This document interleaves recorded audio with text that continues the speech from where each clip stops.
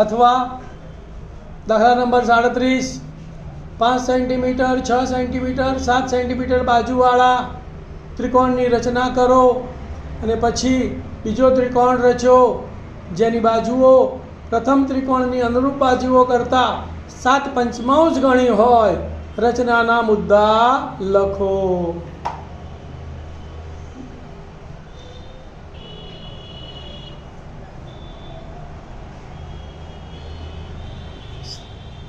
ધ્યાન આપો ભાઈ. અહીંયા પહેલો કાચી આપણે દોરી કાઢીએ. ત્રિકોણ ABC 5 6 અને 7 પક્ષ પાછું લખીશું. બોલો. त्रिकोण ABC માં AB બરાબર 5 સેમી, BC બરાબર 6 સેમી અને AC બરાબર 7 સેન્ટીમીટર આપેલ છે. કૃત્ય શું આપ્યું છે કે ત્રિકોણ ABC ની અનુરૂપ બાજુઓ કરતા 7/5 ગણી બાજુવાળો ત્રિકોણ ABC રચો.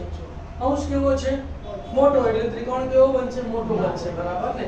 ધ્યાન આપજો. સાબિતીમાં પહેલા મુદ્દા AB બરાબર 5 સેન્ટીમીટર, BC બરાબર 6 સેન્ટીમીટર અને AC બરાબર 7 સેન્ટીમીટર ના માપનો ત્રિકોણ ABC રચો. શું કરવાનું? ધ્યાન આપવાનું. કોઈ પણ એક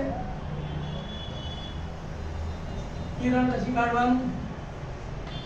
અહીંથી તમારે કેટલા સેન્ટીમીટર છે? BC તો 6 સેન્ટીમીટર બરાબર 3 4 5 અને 6 સેન્ટીમીટર નો ચાપ માર દેવાનો. આ BC મળી ગયો 6 સેન્ટીમીટર. હવે AB કેટલો છે? 5. તો AB ને કેન્દ્ર લઈને 5 સેન્ટીમીટર નો એક ચાપ રચવાનો. AC કેટલો છે? 7. તો C ને કેન્દ્ર લઈને 7 સેન્ટીમીટર ત્રિજ્યાનો ચાપ રચવાનો. બંને ચાપ જ્યાં છેદે ત્યાં A નામ આપવાનું. AB અને AC જોઈન્ટ કરી દેવાના. આ તમારો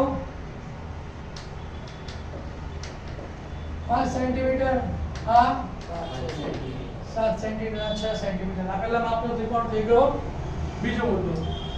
BC રેખાખંડના જે અડતલમાં બિંદુ A છે તેના વિરુદ્ધ અડતલમાં લઘુકોણ CBX થાય તેવું BX કિરણ રચો. કોઈ પણ ખૂણો લઈને કિરણ રચી કાઢવાનું અને એને X નામ આપવાનું. બરાબર? રચી ગયો. બીજો મુદ્દો. હવે બીજો મુદ્દો હતો. બોલો બધા. BC રેખાખંડના જે અડતલમાં બિંદુ A છે તેના વિરુદ્ધ અડતલમાં લઘુકોણ CBX થાય તેવું કિરણ BX રચો. હવે અહીંયા ધ્યાન આપો. 7/5 એટલે મોટી સંખ્યા કેટલી છે? 7.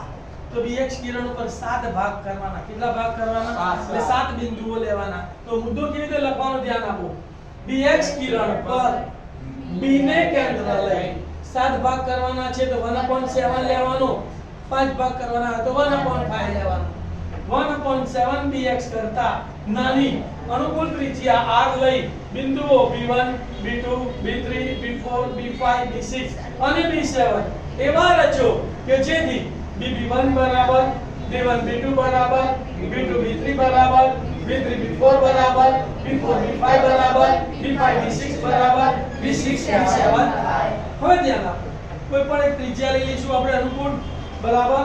અને 7 ભાગ કરવાના છે એટલે 1 2 3 4 5 6 અને 7 ચાપ મારી દેવાના. પહેલાનો લખવાનું B1 B2 B3 B4 B5 B6 અને B7. ક્લિયર?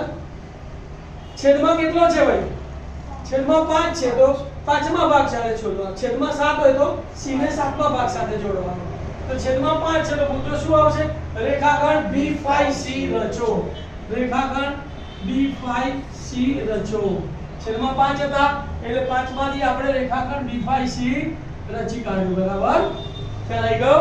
હવે એના પછીનો મુદ્દો. અંશમાં કેટલા છે? 7. તો બિંદુ B7 માંથી રેખાખંડ B5C ને સમાંતર કિરણ રચો જે BC કિરણને C' માં છેદે. જે BC કિરણને C' માં છેદે. તો સમાંતર કિરણ રચવા માટે શું કરવાનું? ધ્યાન આપજો. તો આને BC આને કેન્દ્ર લેવાનું. કોઈ પણ ત્રિજ્યાનો એક અર્ધવર્તુળ ચાપ રચવાનો B7 ને પછી B5 ને કેન્દ્ર લેવાનું, કોઈ પણ ત્રિજ્યાનું અર્ધવર્તુળ ચાપ રચવાનું. હવે અહીંયા જ્યાં છેદ્યા એ તમારે માપી લેવાનું, બરાબર? અને આ જેટલો ચાપ આવ્યો એટલો આના ઉપર ચાપ મારી દેવાનો. B5 અને આમાંથી ને તમારે કિરણ રચી કાઢવાનું. અને અહીંયા તમારે નામ આપી દેવાનું C'. ખ્યાલ આવી ગયો? આને સમાંતર જ હોવું જોઈએ. પછીનો મુદ્દો, બિંદુ C' માંથી કોને સમાંતર? રેખાખંડ CA ને સમાંતર કિરણ રચો જે BA કિરણને જ્યાં છેદે A' માં છેદે. ધ્યાન આપજો ભાઈ, ફરી સેમ પ્રક્રિયા કરવાની. C' ને કેન્દ્ર લઈને કોઈ પણ ત્રિજ્યાનું અર્ધવર્તુળ ચાપ રચવાનું. C ને કેન્દ્ર લઈને કોઈ પણ ત્રિજ્યાનું અર્ધવર્તુળ ચાપ રચવાનું. હવે અહીંયા આ કેટલો પહોળો છે એ તમારે માપી લેવાનું, ચાપ મારી દેવાનો આના ઉપર. એટલી ત્રિજ્યા લઈને આના ઉપર ચાપ મારી દેવાનું. C અને આમાંથી ને પસાર થતું તમારે કિરણ રચી કાઢવાનું, બરાબર? અને આને જ્યાં છેદે ત્યાં બરાબર ઉપર આવો સમજી લો. અને અહીંયા તમારે A' નામ આપવાનું. શું નામ આપવાનું? A' નામ આપવાનું, બરાબર? આમ ત્રિકોણ A' B C' એ માગેલ ત્રિકોણ છે.